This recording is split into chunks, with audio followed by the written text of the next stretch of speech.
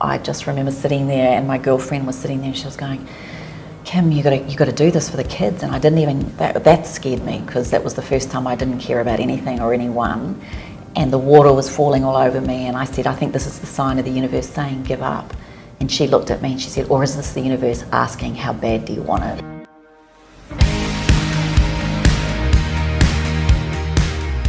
Hey folks, today I had a chance to sit down with Kim and Danny Morrison. Danny Morrison, New Zealand cricket royalty.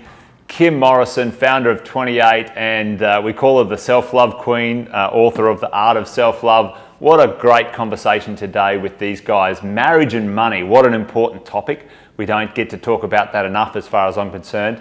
And listen, we went in a deep dive about their journey, the highs and the lows of getting together, married, money, and careers and success. What a good conversation we had today. Enjoy this chat with Kim and Danny Morrison. Kim and Danny Morrison, welcome to the podcast. Thank you. Yes. Great to have you guys here today, and been looking forward to this chat for a little while. You just got out of quarantine for what, the third time, Danny? Let out of the cell, yeah. It's been good to escape. How did you handle that? Is it a bit? It's a bit full on, you know, just being locked away. You said you've been travelling for 4 months, been away from the fam. Yeah, I think I look at it, breaking it down to the Caribbean, because the hotel we stayed there had balconies, so at least you could be outside with a balcony. Oh, yeah. And then in the UAE for another cricket gig, had a bigger room but no balcony. So there's a real difference going from a smaller room with a balcony, then to a lovely big room with no balcony, but being able to go outside a bit. And then here back in Australia in Brisbane, and being in other lockdown, was a lot more smaller hotel room, no balcony, no window opening, and you get your 20 minutes a day and the police officer comes to get you to take you to the pool deck. So wow. Yeah, very, very much very like different. That would feel like being in prison, I would expect. Yeah, well, I'm glad you're out. I'm glad you've got a full clean bill of health, and we should have this sort of chat today. Yeah, exactly. And Kim, good to have him home. Oh, well, I only just got him a couple of hours ago, so yeah, I think it's commitment appreciate being you here guys with you. coming. Yes, absolutely. No, I really appreciate it, and I've been looking forward to this chat. We were just having a little bit of a conversation off air, talking about the Wealth Faculty, the podcast, and talking about, you know, in life, love, money, relationships, business, careers. You don't achieve this stuff by yourself, and today I think it'd be a cool conversation to have about money, marriage, success, children, those sorts of things. So I'm looking forward to it. So thank you for the detour from the hotel to here and home today. But let's just kick this off. You know, reverse up. Where did you guys meet? How did the love story begin? Oh, scary. At the Wacker, isn't it? So cricket, isn't it? How cliched is that? How boring. But it wasn't it? It was like November '87. We were touring Australia. And a good mate, well, both of us, Kim worked with Lizzie, and then Lizzie was flatting with some mates of mine back in Auckland in New Zealand. Right. And she wanted to come to the cricket, and I said, look, I'll leave you tickets. So she was visiting her sister and brother-in-law, and then Kim tagged along because, was it ASB Travel closed down? We won a trip. We won a trip to Perth. And so you were on holiday or something? Yeah, so we had a trip. So Lizzie and I took off, and on the plane coming over, we're sitting there, and I might add, we sat on the knees of the pilots in the cockpit. These were the days we could go on and see the cockpit with a glass of Baileys in our hand, you know, sitting there with I still can't believe this. But then we sit back down, and I'm going to say it, but Lizzie turns around to me and she goes, I think you'll really like my mate who's playing cricket. I think we should go to the cricket. He's a really good snogger.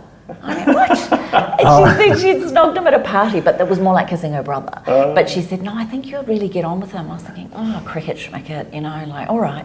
So we went along to the Wacker, to the day-night game, and we went down, stood outside the dressing room like two bloody blonde groupies. Some groupies where you're screaming and clapping. So embarrassed, and everyone's drunk around us, and then this white-coated man disappears to get Danny, and then he walked out, and I thought, oh, quite like cricket. Cricket's all right. The cricket looks all right. And then he gave me a hug and I went, I definitely like cricket. And then inseparable from that? No. So then we had a couple of catch-ups for the rest of that week, and then I flew back to New Zealand with Lizzie, and then Danny rang. We didn't have mobiles back then. He rang all the girls in the office. I worked in travel. We're going, how was Perth? And I said, oh, it was good. Did you meet anybody? not really. And then the phone rings. Kim, there's a guy ringing from Perth for you. And then it was, I think a couple of days later, you said, why don't you come to Melbourne for the Boxing Day Test match? All the other wives and girlfriends are coming. And I thought, he put me in that category. So I did. I quit my job, sold my car, and bought a one-way ticket to Melbourne. Is that right? On a whim? Yep. And then we stayed. toured for 3 weeks together, but then Danny got a groin injury, not my fault. And then we had to make a decision. He was 21, I was 19, and didn't we? I knew he wasn't ready. I knew he was the one for me, but I knew he didn't know I was the one for him, and we went our separate ways for 3 years. Wow. There you go. So And then the reunion.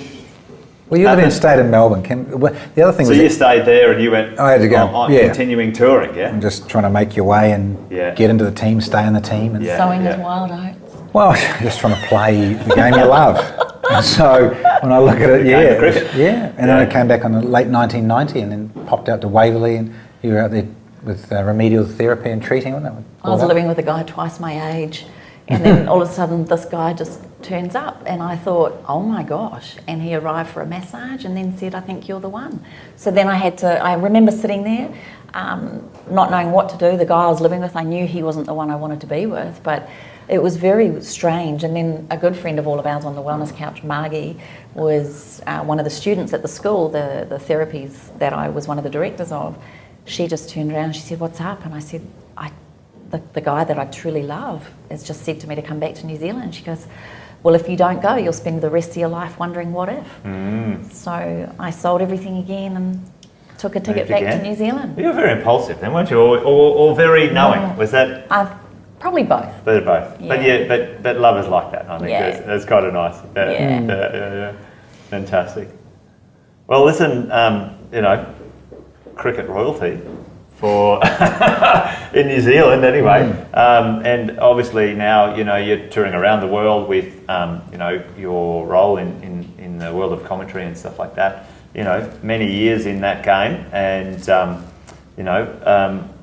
what are the things that you remember most fondly about your time in cricket? And as a player, obviously now you're sort of commenting as you're going along. I'm a little bit of a border and Jonesy sort of cricket fan from back in those days as well. And I sort of stopped watching after I left home, but it was always ABC. You didn't have anything else to watch when I was a kid, so for your career, what do you remember fondly about your cricket? Well, playing those guys. Yeah. And sadly, at the time of chatting to you here now, I mean, Dean Jones passed away this year, which was a real shock for a lot of us, particularly in that media industry of cricket and being involved in the game. Yeah. But when I look at that time of that transition of that sort of Hadley era through the 80s, and then moving in that with us younger guys, the game was evolving and changing. And I think also that women, the partners of the wives, were a little bit more engaged and were allowed to come on, and there tended to be the player-partner acceptance more, and you could see that sort of evolving. And I loved that about it, because Kim and I shared a lot when she came talking about coming back from Melbourne back to New Zealand and Auckland, seeing the family. So we travelled a lot, and I think the biggest thing I was very grateful for was having Kim on tour, because also Kim helped because of her talents with remedial therapy, from her diploma and doing all that, aromatherapy, the Eastern School of Tactile Therapies, all of that, and it's such a great spin-off. Kim could feel like she was making a contribution and helping. So it was a team, if you like. So we were such a team.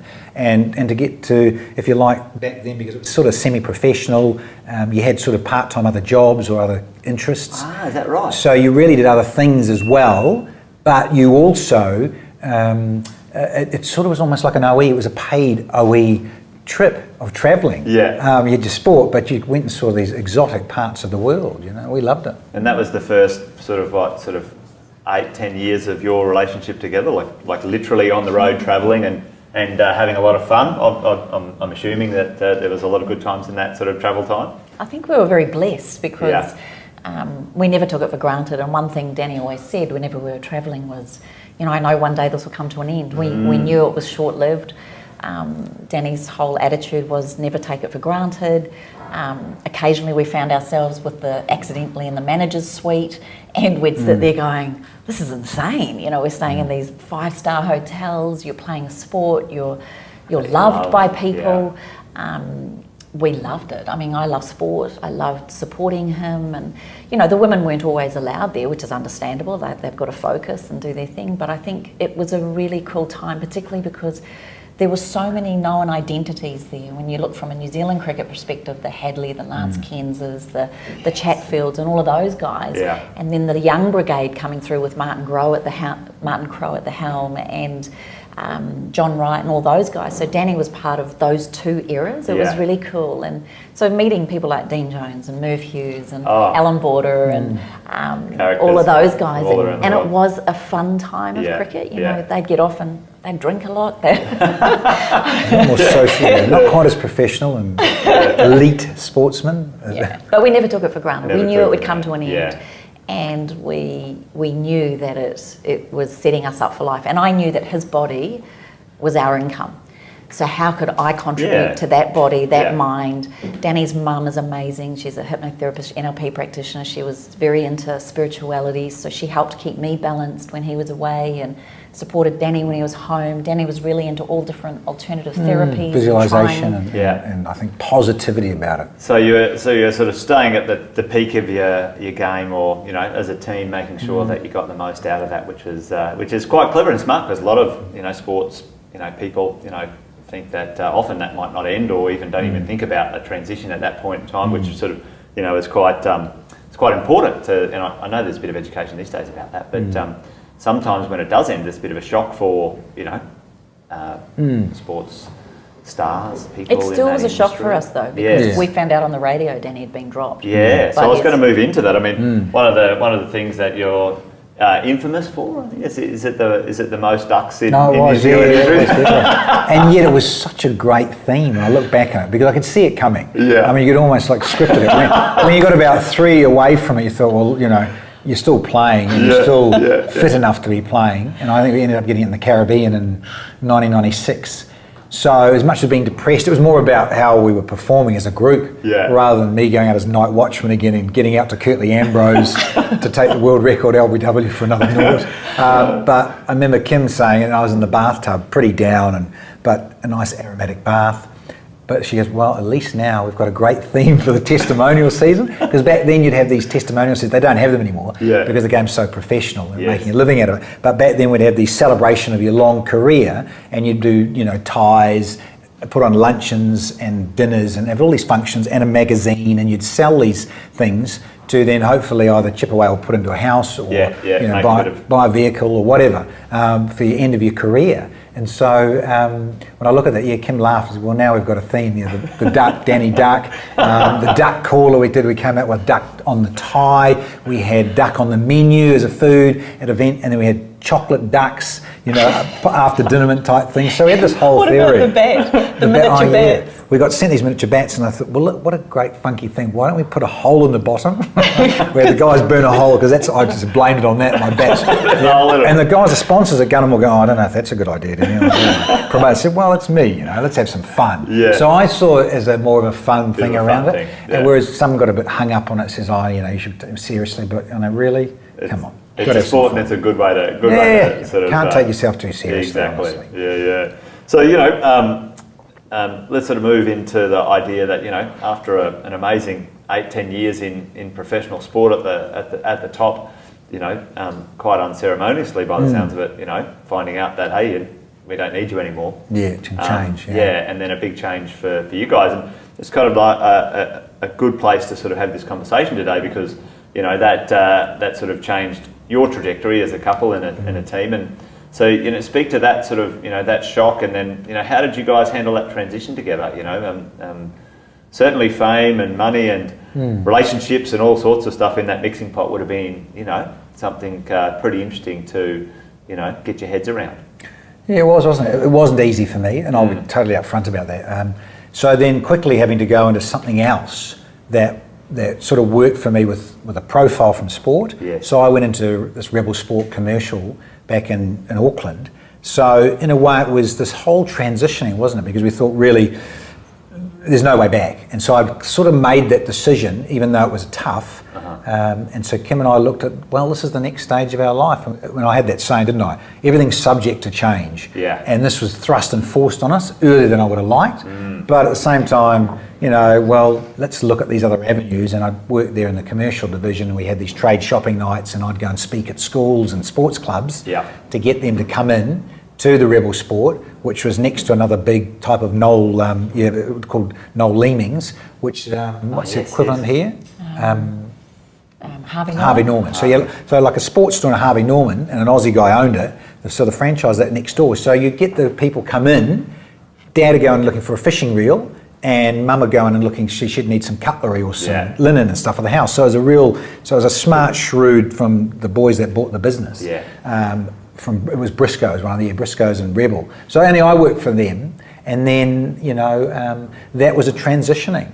And I suppose we thought, well, that was finishing, and then Kim and her wonderful focus and forward thinking, well, this is time to start a family, probably, really. And so Kim was really keen on that and wanting to do that. And so we did, and it sort of got to that stage, wasn't it? It was sort of life after, and looking at moving on. And then, of course, then the other side was the media side. Martin Crowe was the executive producer at Sky Cricket Department, and he had some angles and ideas about balancing that with some domestic commentary, doing some commentating, as well as doing the Rebel Sport commercial, connecting more of a 9 to 5. And so there was then fronting a magazine show. So there was a real shift and a movement of what was going to be maybe transpiring down the track quickly as you were going. And so how did you find the transition from let's call it stardom, let's call it whatever it is, and then changing to a regular day job and stuff like that? Was that something that was quite difficult to do for you guys together? Together, I don't think so. For me, I tended to be more of a homebody.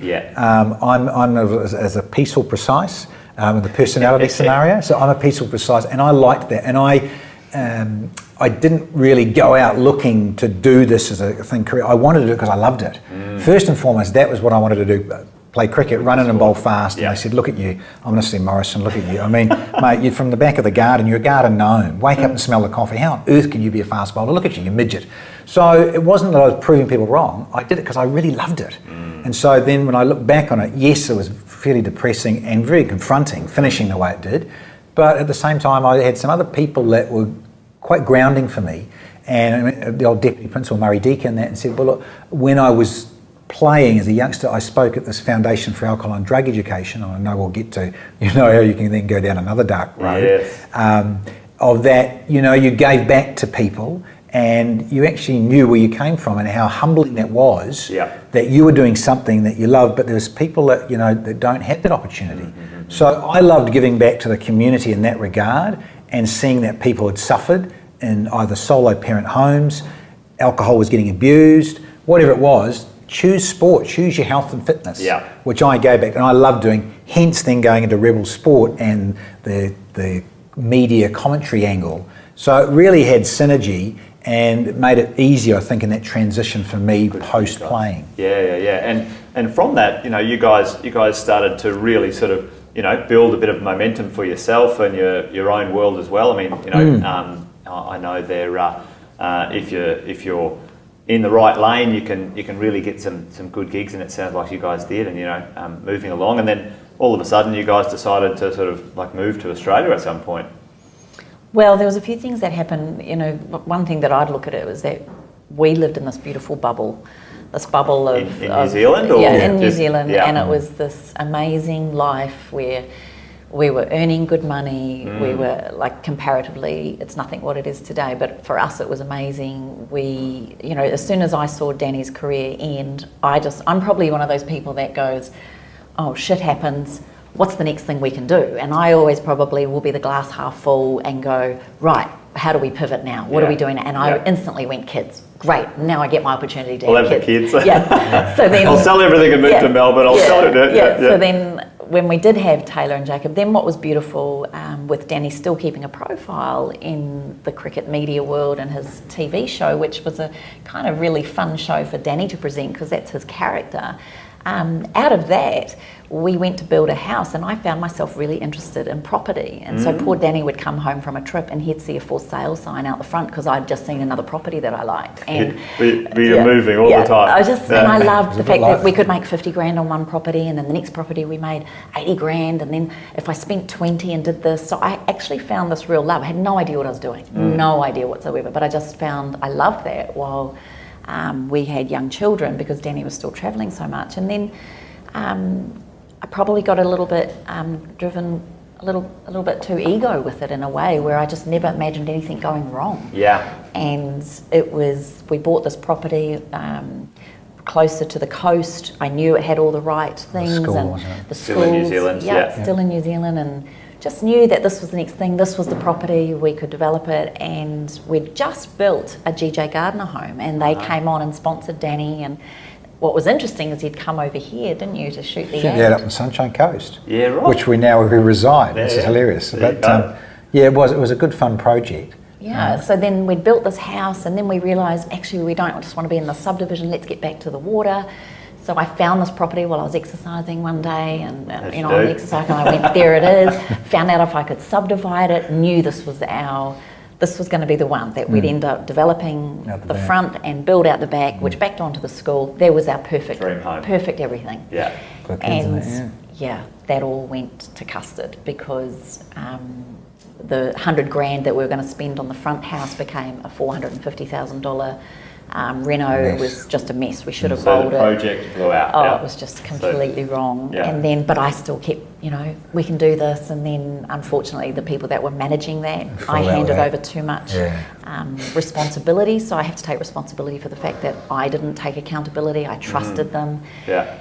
And the classic line was, when I confronted them about what we were being charged, was, well, I figured it was Danny Morrison, he could afford it. And that was probably our first insight into realising that not all people are good people. And I just have lived in this bubble that everybody, trusted what you see is what you get. Yeah. And not all people have the same values as you. No. Yeah. No, and that was really hard. And at the same time, confronting.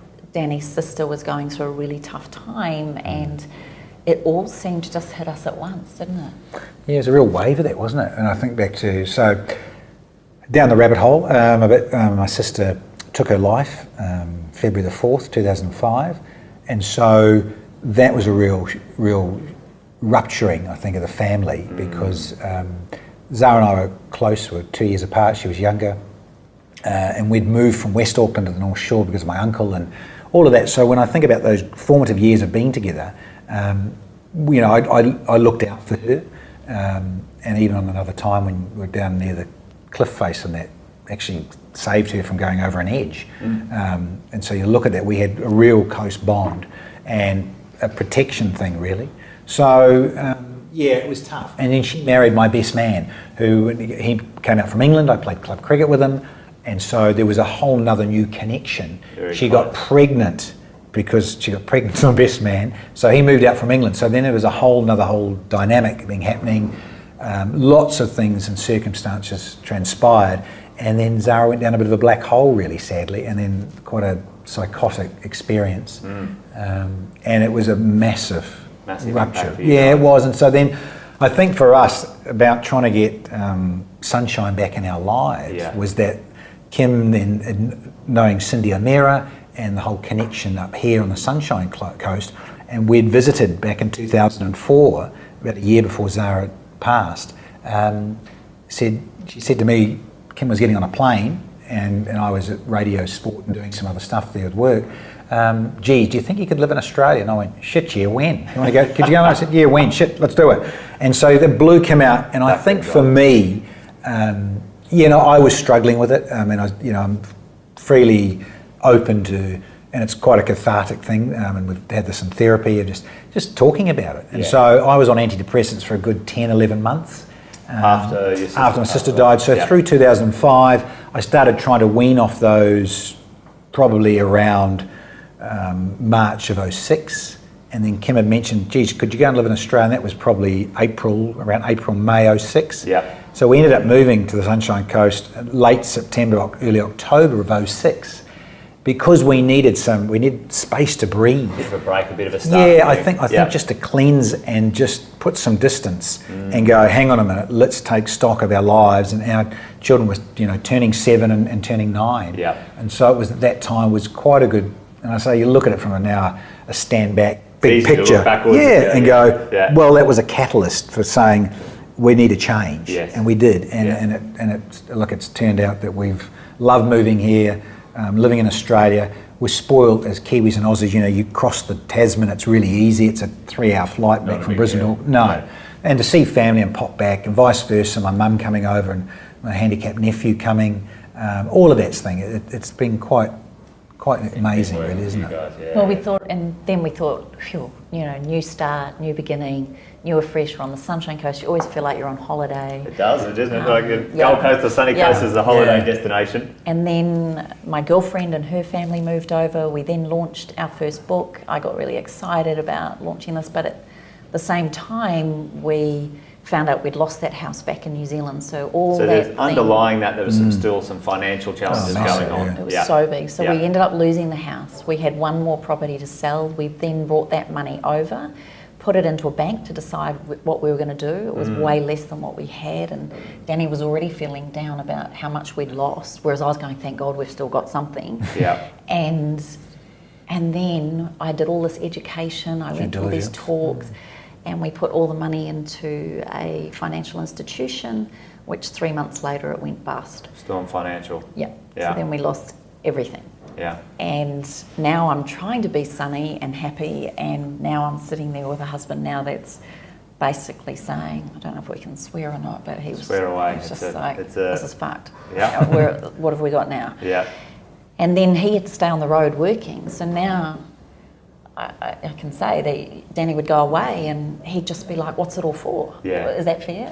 And I went down a dark hole and started drinking and losing it and reliving your youth and compromising our marriage, and happy to be open about that too. And just was in a bad place, and just drinking and hiding and masking the pain with alcohol. So it was a difficult time. I think that whole thing from my sister's death at the beginning of 2005 through to our world imploding by the end of 2009, and a real wake-up call for me. And then just going into all of this different marriage counselling, therapy, confronting stuff. What do you really want to do? Where are you going? What's your direction? Do you want to still be married? Are you still? Do you love each other? There was a wonderful therapist, Jacqueline Trost, who was in her mid-80s back then. Do you actually love each other? And that's the starting point, really, of the whole therapy. And it was, yeah, we do, actually do. And do you love this woman? Yes, I do. Do you want to be with this man? And do you want... So... Kind of. Peeled back. Yeah, I know, it was pretty awful. Maybe. So we've worked through a lot. And then sure, and it just is. I mean, I think any marriage you work, there's scars along the way. Yes. No one's perfect. We're human. We're fallible. We make mistakes. And I'm certainly put my hand up and, what a shit, created a shit sandwich, and then at least in a way trying to fight through that was tough, and there's no denying that. So when the wedding's over, a marriage begins, and then as the chemicals disappear from the rosiness of life, things come in, like you said, some scarring in there, and how we deal with those. Like you guys met when you were very young, like my wife and I, we met 19 and 21 also, and and so we grow up together. Yes, we grow up together, and we experience life together. And so it's an interesting theme that marriage and money going together, and the roller coaster we have often when those get mixed up, and sometimes. Certainly, I speak to say, the identity of anyone, but men often is linked to the ability to provide for their family and take care of resources and things like that. Was that part of that dark time for you as well? It was like, well, what's it all about? Did you feel like almost obligated in a way and holding it against why should I travel? Why should I do this? What's it for? Yeah, and it was like I'm missing out. Yet I'm on this treadmill, and it doesn't feel like I'm going anywhere. And I think a lot of it feels like for whatever their circumstances. Were you thinking you're missing out for the kids? Yeah, there was all of that, and then on top of that, massively, the hair disappeared very quickly because I was under a lot of stress and also beating myself up. And if I'm really honest about it, there's times when you still do. I don't ever really think that leaves you at times. As a male that wants to provide and created such a mess, and there's times when you do feel guilty about that and self-loathing, and I think we all go down that at times. It's about how you then flick out of that and then deal with what you're trying to know, that have a clear strategy of what you're wanting to achieve. And feel good about yourself. And then I know Kim's got it's a great book. And self-love. Yeah, that, and then being right in with that, and using some of those strategies and how simple some of them are, or possibly getting down the rabbit hole more with some of Kim's cohort that have been amazing, that have helped us along the way. Fantastic people along the way, and that's part of this kind of two versions of the wealth faculty: the faculty of your own physical well-being, emotional, financial, whatever that might be, and the people you surround yourself with. And it sounds very much like over the years you've had wonderful people. You're a school teacher, and all these people around you guys when tough times came. Those things. And how were you seeing this? I mean, often I've had a very similar experience with my partner. I had some challenges, locked myself away, beat myself up, and then kind of like observing the man you love from a distance, and couldn't get in. It's tough. It's really tough because I'm so positive, I don't understand it either. I don't understand how you can give up, and I was an ultra marathon runner in my youth, and I ran for 24 hours and would keep running, and no matter how painful it is. World record, I hear. We both held world records. Quite interesting. Yours two ends of the spectrum. I think that's awesome. I love it. Quite proud of it. But yeah, I just felt like we were, in running terms, from midnight to 6 a.m, we call it the graveyard shift, and I really felt like we were in the graveyard shift of our life. And all I remember Cliff Young saying to me, when you're in the graveyard shift, is you got to put one foot in front of the other, get back out on the track, stay on the track, don't go don't hide in the pit stop tent. And so the analogy for that for me was don't hide away.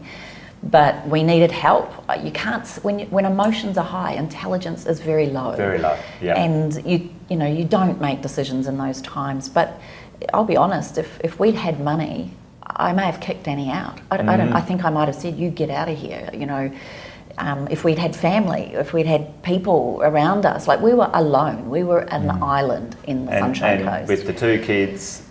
And I didn't want them to think we had the perfect marriage, the perfect life, the perfect everything. Was that kind of like, did you feel like you kind of like that these days it's the Instagram life or the whatever? I felt if we were on Instagram, you would have thought we were the perfect couple.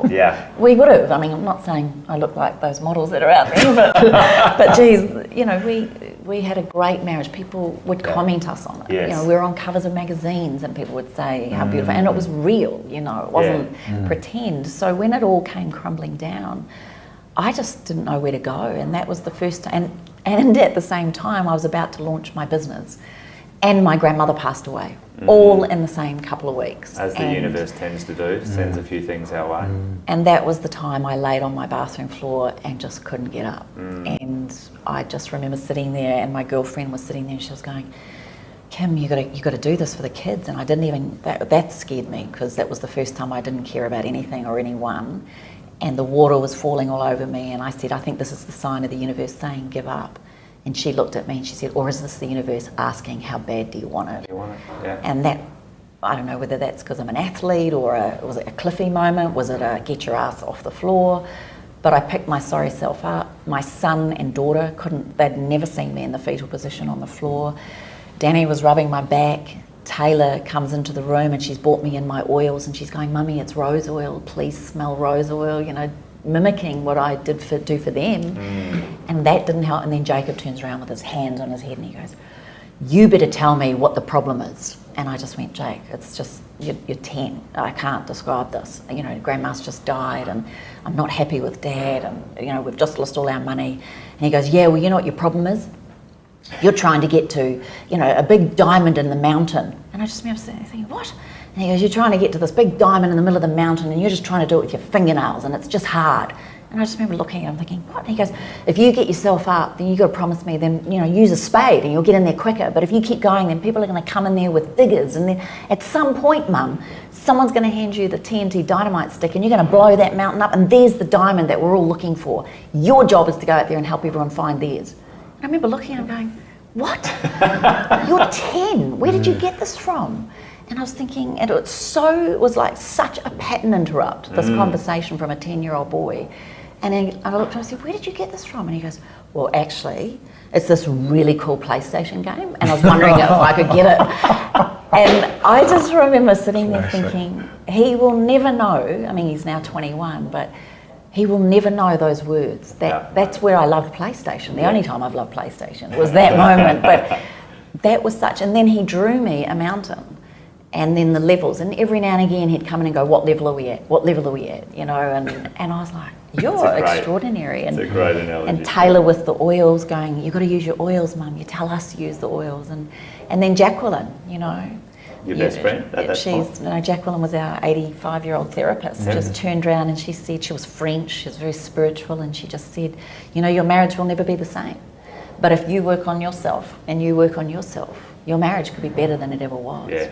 And those words hung in my ears, and I was just like, right, what's the next step? Because I just need the next step. Yeah. What's the next thing? What's the next part? What's the pathway? Show me the light and I'll follow it, or give me So that's where I think mentors, coaches, therapy, Well, it's an interesting one, isn't it? Because, relationships and children, there's no handbook for either of them. And, our social system says, well, good luck, work it out, you'll be right. You'll be right, mate. You'll be right. And it does, and thankfully now it's less stigmatised to go and get help with these challenges we face in life than it was. And 20 years ago, you only go there if you've got, you're completely mental or something, right? So certainly from my upbringing, it sounds like maybe similar to yours in some way, that wasn't necessarily a choice, but then it was a choice. It was great, and get yourself there. It's interesting when our kids interrupt our thinking as well. I had a moment like that with my son, and he said, well, why can't we be friends with those people anymore? It was his little best friend. And I said, oh, well, Daddy messed something up. And he said, sure, Dad, all you got to do is just say sorry. And I literally bawled my eyes out after that, which is so innocent and true. They're like, well, hang on, it's just like the game. You just you get up and you blow the mountain up. And sometimes we get a chance to become the meaning maker rather than have the meanings of someone else's, world sort of thrust upon us. And it sounds like you guys have done a little bit of that, and continue to do that stuff as you go. And so, talk me through that sort of section there, and for the listeners listening in, it's a powerful conversation in and around marriage, money, like every relationship, anything that is going to go the distance and be of value has to, be worked on together. It can't be individual. And so, you chose to go to therapy and put it all back together. Well, Jacqueline said, one of the other things she said was, my darlings, in her beautiful French accent, but she said, you must give it 4 seasons before you make any decisions. And I found that interesting because it wasn't give it a year, give it 12 months, it was 4 seasons. And I remember looking at her saying, why do you say that? And she said, well, sweetheart, some of us are great in spring, some of us have better energy in winter, some of us are great in the middle of autumn. So you just got to see yourselves through all seasons before you make any big decisions. So we committed to that. We thought, right, we'll commit to this. And it wasn't easy. There was moments where, I don't think I've cried more in my life than I did that year because you just wondered. And then, I was trying to launch my business, and now we also had no money, and I needed 40 grand for the book that we'd written and the $6,000 worth of oils that I was about to release. And I just remember looking at Danny and wanting to blame him for everything. And rather than thinking, I've now got no resources, there was a switch that flicked in me that went, how do I become resourceful? And so I went round to all 4 or 5 banks on the Sunshine Coast, and I asked for their least required paperwork for a credit card. So I ended up with 5 $2,000 credit cards, which paid the $10,000 deposit for the book. And then I was like, oh, I don't know how I'm going to get through this. And then I don't recommend anyone start a business like this. But then I remember also, sometimes in the power of vulnerability, it's amazing what happens, because a friend of a friend who was on the Sunshine Coast asked to have coffee, and I thought, it's the last thing I feel like doing is sitting there and pretending I'm great when I'm not. But out of respect for this friend, I thought, I'll go and have coffee with her.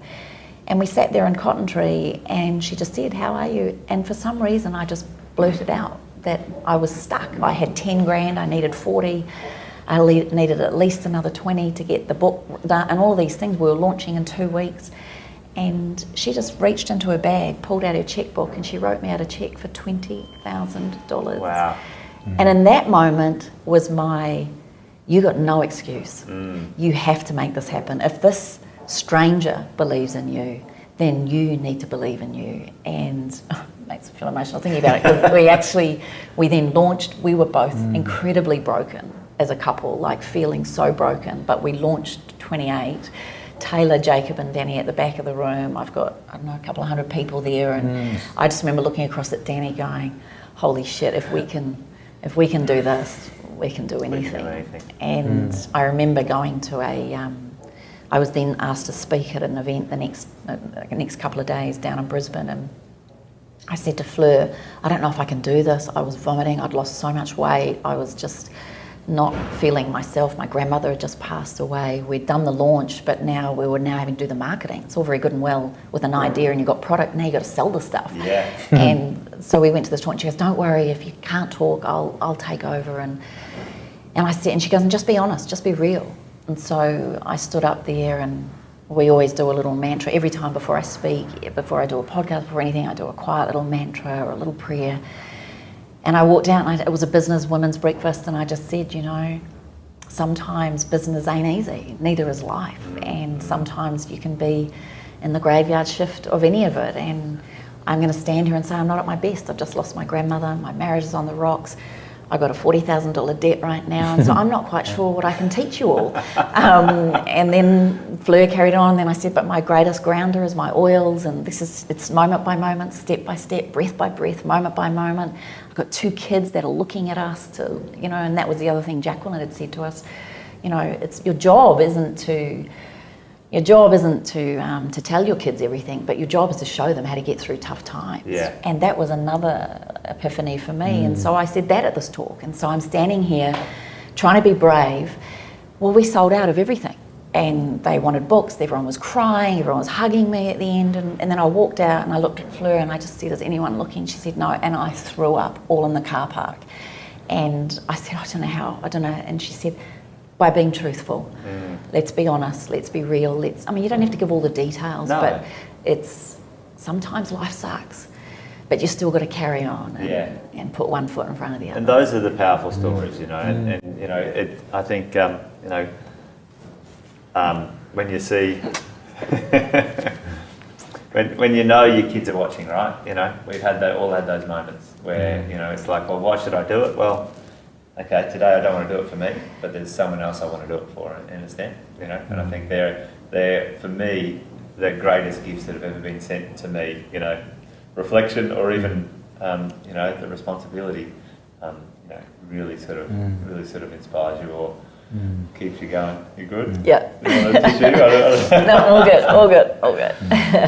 And, these days, you guys, going from strength to strength, really awesome to see, another beautiful, amazing bunch of humans on the planet, thriving and surviving and making the most out of what they're meant to be doing. Your 2 beautiful kids are, striving as well. So, as you're, relaunching your business and putting things back together, moment by moment, day by day, and how are you travelling at this time, Danny? You're getting back that career mojo with your world, It's challenging because of the COVID scenario right this time, because you've got to go away, and it may be that, as it has been, these back-to-back tournaments, and you've got to come back and do the 2-week quarantine. So it's the 14 days there, and it's a fascinating time that's evolving around the whole health issues of a vaccine. Taking it, how quickly it's being developed, all those question marks that people are going to be asking about the validity of it. Is it really safe? Of course, there's all of those questions, and we're, as humans, questioning it. For me, yeah, it'll be fascinating then to say, gee, what are there other exit strategies, and how much longer do you want to be in this, or is it forcing you to change? Yeah. And I think for a lot of us, online, digital, Zoom, virtual stuff of meetings have now been based more either at home rather than going to and fro office scenario, yes, or being face to face and hands on. Is now, you've got to embrace that totally. And I think COVID's just forced that issue perhaps a bit faster than it was possibly happening. I think so, yeah. The landscape's changed. So so for me, it is an interesting time, and it's evolving, and still then asking questions of me, where am I wanting to go and how does that look? Yeah. And so that's an ongoing thing right now. For you guys sort of working it out. And, part of COVID, sort of there's been some gifts for a lot of people, like for, me personally, haven't needed to travel for my business for this first time in 18 years, and amazing for me. But for a lot of people, that mental health issue at this point in time, has really sort of flared up a little bit as well, and the provider pressure, jobs and all of those sorts of things. Maybe just sort of speak to that for a little bit of listeners listening in. Any tips or advice, from your neck of the woods, as a man, mental health, you had your own challenges, but then you put yourself back together with the help of people around you. How did you go about that? And just talk us through a little bit of that stuff. And of course, I'm very spoiled, and I'll be blinkered on because I knew, of course, the wellness summit that you're involved with, Jason. And I loved it with both my children on stage in Melbourne last year, and both of them said, "You need a Kim Morrison," which I loved. And it was just very true. Yeah, That's why you got one right. Yeah. And it was great because I think all of the parts of the jigsaw, from a mental perspective, was the physical, spiritual, and certainly being real up front. Yes. From a physical sense too was then of course the product, which was oils, and I felt those have been such a great anchor for me, no doubt. And I used to get a lot of stick because trying to run and hurl a cricket ball, so dumb, on your body. But I love bathing, and so soaking in baths and experiencing spa through Kim and massage and being treated has been a godsend. And for me, as much as again on the road, so all of that anchoring for me. And whereas Kim goes on about a mantra, is for me totally is looking after that physical, and that's going to a gym, and that's going early, whether it looks like the gym, or going for a walk, or going for a swim whilst I'm on tour, and that's been a godsend recently. Movement. So total thing about movement. And so I think for us, 2 arms, 2 legs, God willing, you can use them, and you're blessed in that regard. Yes. Don't take that for granted and get out and move. So I think for that side of it, been really powerful. Around that time when it was tough for us, meditation was big. At times I slip in and out of that. Clearly I'd love to do more, and that's just a conscious thing of getting back into that and embracing that. But certainly of being in the landscape of COVID, and being in and out of hotels and stuck a bit more in the bubble and to and froing the stadium back to there, and not having this interaction of getting out because you can't. Very much that. Reading stuff online, again, the whole thing of being up and having, I think, strategy around regular routines and discipline, I've been good with, because sports people tend to be of that, or business people where they've got to go through and they've got to read stuff. Be calendared and all of that. I can't probably stress that enough. And I think for me, I've been very physical in that regard. And again, I think from my mother's teachings, visualization, manifestation, and believing and seeing it, and however that looks, writing down stuff or having stuff written up in front of you. Kim was big on that, around big boards written up of stuff and your pictures. Boards. Those visuals are powerful. Totally. So they would be, and that's more around at home. But for me, a lot of that's been good for me. Totally. Right. It is the personal faculties that you have. You've got to take care of those things, like you said, the physical, the mental, emotional. To be the best father you can be, the best husband, the best wife, the best human. Best whatever it is. And it does start with some discipline, routine. I think that's some great suggestions there. Certainly, working with, you know, performers in my industry, you know, it's about making sure you know, keeping your mind active with good information coming in too. So, you know, yeah, fantastic. What about from your point of view, like, you know, a lady's view of those things? Is there any difference or anything to add in there to? I think as a mum, I think, you know, the key is to always, you know, be open with your kids. You know, they're scared. They're watching. They're hearing things all the time. They don't know what the truth or the future is. We don't know what the truth or the future is. So I think being open and honest, we have champion challenge conversations. So what's your champion moment? What's your challenge? Can we as a family support you through that? Fantastic. No one's allowed to speak while the other person's speaking. So we celebrate your highs, but we also talk about the challenges and do you need our help or do you need to vent it? So I think that's a really cool ritual. Rituals are very big to me.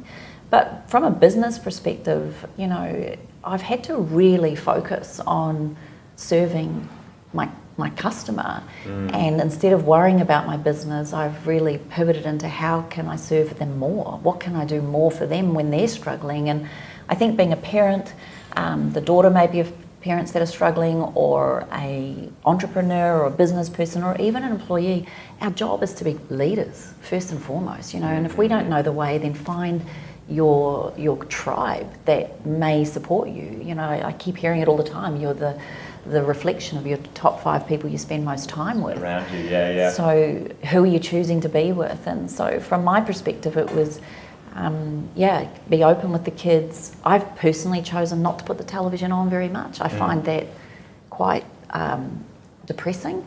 And I don't think it gives us much hope, or there seems to be just one angle of hope, whereas I'm really about wellness and really about how do we become the strongest, most robust versions of ourselves so that we can handle these. It might be a tap, it might be a whack, or it could be a Mack truck, depending on how we get challenged in life. So I think I'm just constantly learning. I love to learn, I love to study, and I love to be around people that are positive. And I feel very blessed though, being around people like yourself and Marcus and Brett and the Wellness Summit. I feel incredibly lucky, if that's the right word, to have been around you guys. Well, it's a conscious choice too, because, you know, we do get to choose. You know, I'm not quite sure where I heard it first, but it's the co-creation of our world. There's a little bit of something special going on, but you've got to show up too, you know, and you choose, right? You choose those moments. Both of you have chosen in those moments, the tough moments, the easy moments, the fun moments, the spontaneous moments. You've chosen something, and you've gone with your choices. And I think sometimes when you do that, a little bit of magic sprinkles over some things, and you know, sometimes we keep saying something's got to, you know, it's got to go good at some point, you know, like, so, you know, I've been in business now for nearly 12 years, and there's 3 very distinct times I've wanted to give up on that business or quit it, because that's bloody tough. It looks amazing and it seems so romantic. It's like when you say, should we start a family? That's a romantic idea. Let's start a business and let's add more to that romance. But yeah, there's been times where, you know, I haven't slept, or, you know, I'm worried, or I've had to make a decision that then's cost a friendship because I know that's not the direction. It's nothing personal, but it becomes personal, and being women, we're so emotive. So I found that really hard. And then from my own perspective, you know, having doTERRA, which is a massive $1 billion company, essential oil company out of the States, which started a year or 2 before I did, I remember at one point, this was the 3rd time I nearly shut the doors, I just thought, I've got nothing. This is a massive company, everyone's buying into it. I've been talking oils for 30 years, and now this company comes along, and I just remember sitting there going, I'm out. I can't do this. What's the point? You know, everyone was raving about these other multi-level marketing companies. And again, at a vulnerable moment, we went back to New Zealand to watch the All Blacks and the Lions tour. And one of our friends who was back involved with us, who helped us with the house project, you know, some 20 years ago, we were sitting there at the game, and after the next day we were doing a drive eating hokey pokey ice cream up in wherever, Mangawai, and we're sitting there, and he said, tell me about your business. He's an entrepreneur and a businessman. And I just went, I'm tapping out. I think I'm closing the doors on Wednesday when we go back to Aussie. And he goes, why? You've worked so hard. You know, I've watched you work so hard. And I went, I think I'll be better off supporting someone else. I'll be the great wind beneath Cindy's wings, or I'll find someone and I'll just help them. And he went, well, I'm only working 15 hours a week. I'm not going to let you do that. I want to be the wind beneath your wings. How about I just add the fuel to the fire? And I went, what? And then basically Alan bought into the business, and Fantastic. but also did it in such a respectful way where I still hold, you know, the decisions, and I still get to be. He's done it so respectfully and so gracefully and so humbly. Like, he really has been my. He's just like this light, and he's so clever, and he's such a good soul. He's like a brother, and he. We but needed then we had sorry. We need some male entity inside it, I think, isn't it? 'Cause, Yeah. and not being wrong or rude, it was so female centric that you needed someone like that who could step back and had business brain and could be more objective. Yeah. Wasn't so emotionally Or a entangled. little bit of structure maybe Yes, to things. totally. Very and- much. Yeah. Systemization, Yeah. all the stuff that I'm not good at. Yeah. But it was brilliant. But then he made strategic decisions that their team were invited to be a part of, but none of them wanted to be a part of that new vision moving forward, and that was okay. It was hard for me because I just love to please everybody and think we can all be friends and it'll all be great, and I felt really down about that. But I also knew when, again, one of my therapists said, I'm going to say something to you and I hope you take it the right way, but it would be really nice to see you put your family first rather than everybody else, and yourself and your family first. And that was another, it was like being hit in the face, because I thought I did do that, but in fact I've done a lot of things to please everyone else. And Sometimes in business you feel that way too. Yeah, Yeah. you're just sort of like, yeah, okay, well, I'm desperate to keep this alive, and I don't want you to either be unhappy or leave or whatever. And then it's a really sort of tangled web. And yeah, it's an interesting one, isn't it? I think I love D. Martini's one. He sort of says, well, you know, if you say your values this, then let's find out where do you spend your time, your money, and your energy. Well, that's not your value. You might say family, but you spend, 99% of your energy, time, and money somewhere else. Well, that is not a value. So it's an interesting one, isn't it? When sometimes you get that sort of shone back. Absolutely. Yeah, a bit of a spotlight on it. And I think too, it was, when I looked at an amazing company like doTERRA, and then someone said to me, oh, do you want to be the next doTERRA? And all of a sudden I sat there and I thought, actually, no. So it wasn't what am I not, but who am I? And I sat there and I went, I'm a boutique business. Yeah. I'm organic. This company is run by an aromatherapist of 30 years, and this is an Australasian company, not an American company. So rather than worrying what I'm not, what if I focused on what I am? Double down on what you are. And I think I wrote the words on my mirror, in lipstick, stay in your lane. And that really made me feel quite peaceful. And I just now know that with the right direction, and we had to cut some products that I was doing and rebuild other things, and now we're getting into flow, and now I've got less people working for us. We turn over the same amount, but our profitability is higher. Oh, I like it when that happens. I know, and so it got really pulled and tight, and I had to let go of a lot. And Alan actually, we had a board and a team meeting, and we all sat there, and he just said, I just want to commend you. We've pulled you in all directions, and you've gone with that. You've trusted us with that, and so a part of me was also, I need to surrender to this. Yeah. Not give up on it, but surrender to the process and trust the process. And I'm not saying we're there. I know that I'll be there when Danny doesn't have to travel. That's our next mission. That's the goal. So then we've been lucky that we finally got back in the property market after 12, 13 years out of the property market. We had a few look, honestly, we scrimped, we scraped, we did everything we could. We put our kids through private school, we tailored as a ballerina, which isn't cheap. Jacob wanted to travel with his rugby, and it was like, family first. And now it's back to us again. Yeah. And it's I say this to my wife often, one day the kids won't be here. And we just got to remember that we don't want to look across the table and go, who are you again? Jason, trust me, they don't. Yeah. They still ask for money. They still are asking for help. My daughter, she's just gone, but she's like, that's it. As soon as I can, I'm out. So it's. They say that, and then when they have to put petrol in the car, Mum, I might come back. So then, for you, the book Art of Self-Love. This, probably the fruits of the experience and stuff like that has been fantastic for you as well. So that's going nicely, and the podcast and bringing this all together. Some of the goals for the future is really sort of lighting you guys up and giving you some focus. And a little stat I heard the other day: businesses that have lasted more than 15 years in the world are like less than 10% of 1% of businesses around the world. So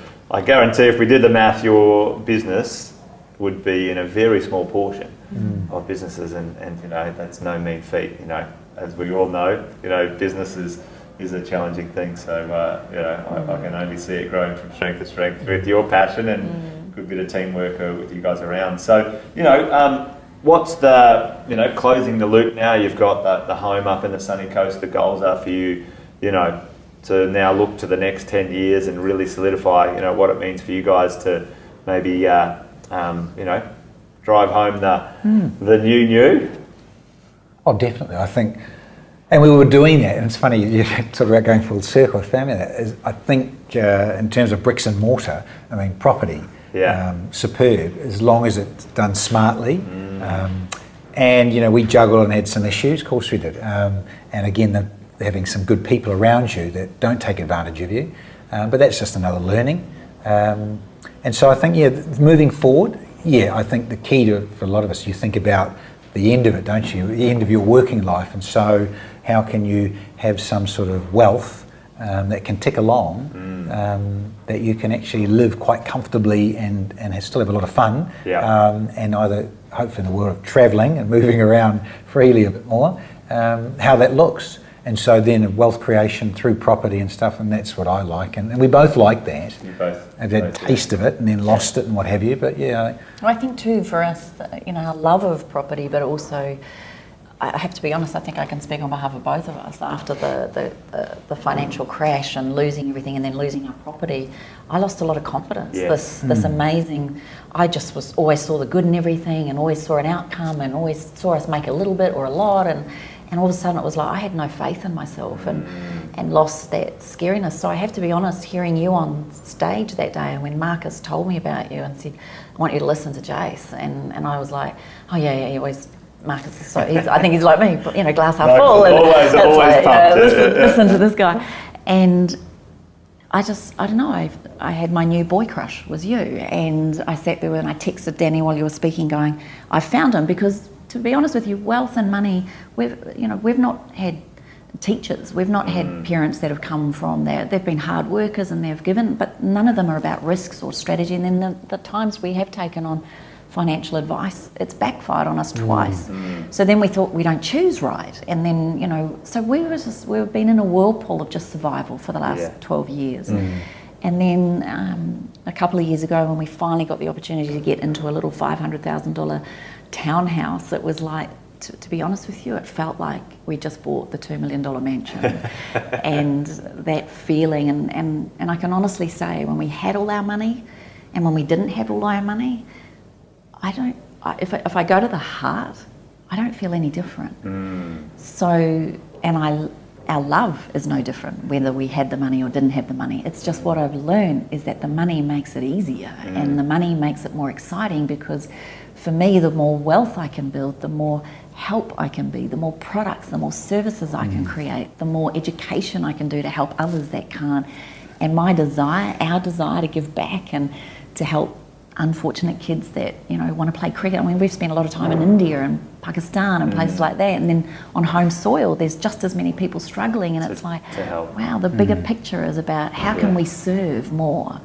And the way to serve more is to get educated. And if we can get educated, and when I heard you speak and your story, the other thing for us is we're now in our mid-50s. So we don't have the luxury of time anymore or the luxury to make more mistakes. And so to us, it's how the hell do we get strategic now? What are we going to do? Who's our team? Who's our faculty now? Who are we taking on? And when you find a tribe of people that you trust. But what I see in you, Jason, and your team is you actually love to see us succeed. That's the feeling I get. And the kick of you seeing us succeed means that when we succeed, then we can pass. It's the ripple. And that's what I love about this community. And we feel very privileged to be a part of it, and very honoured to be back in a learning space, right? And to be doing it together and back on the same page. And now we're showing our kids what we're doing, you know. And well, that's the exciting part, isn't it? Like, you know, these conversations now, maybe, you know, in your marriage and in your family circle and stuff, like maybe repairing some of maybe that sort of, you know, confidence loss, you know, slowly but surely, because it's important. Been fantastic to have a conversation with you guys today, and I, like you said earlier, I think we could go for many hours down many rabbit holes, but I appreciate you guys sharing, and I know the listeners would appreciate the conversation around money and marriage and kids and all of that sort of stuff, because life's a journey, and if we consciously choose love, to do it together. Every day you've got to wake up and you've got to choose.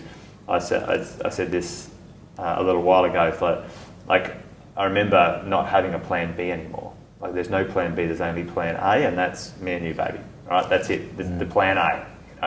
Let's burn those plan Bs. We just don't need them. And it sounds like you guys are right there with no plan Bs. It's plan A all the way for you too. So exciting and awesome to be part of that into the future. And thank you for sharing your journey with the listeners and stuff today. But I have one last question. Is the one that I always ask, and I'll ask you first, and I'll let Danny finish. Is what is the true meaning of wealth to you now, after all of this time? I think the true meaning of wealth is if you can wake up every day and say you're living your best life, even if it's worst time of your life, knowing that on the other side of challenge is growth. If you know that through every experience it's for you, not to you. If you can know that you are learning as you grow, and if you keep showing up, and I heard Tony Robbins say it just recently, the comeback story is actually one of the most powerful, wealthy, most beautifully rich stories, and we all get inspired by it. And if we could be that wealth, and I don't mean money, if we can prove wealth from a health and a relationship point of view, and being the example and the ripple effect of that, then bring in the money. To me now, the money is really the icing on the cake. It really is. We live in a privileged country where I don't think we'll end up, destitute and on the streets. So I think wealth for me is having the whole picture and knowing that ultimately the first and most important thing is that wealthy, healthy relationship with self, which ripples into your partner, your family, your friends, your community. And from there, you then build all the other faculties around that. That is wealth to me. Self-love. Might read on the book. I know a good book. Hashtag ditto. I'll just go with that. Is it okay, Chase? Can we do it? It works for me. Oh, totally. Happy spouse. Happy house. Happy spouse. Oh, I like that one. Yeah. Cool. Well, Kim, Danny, thanks for being on the podcast. Lovely. Pleasure. Thank you. Hey, thanks for joining us on The Wealth Faculty. Hope you enjoyed. Make sure you subscribe. Where all good podcasts are found, you can find us there. And if you want to watch it, you can subscribe on YouTube, Positive Mentor TV. And until the next episode, take care. Bye for now.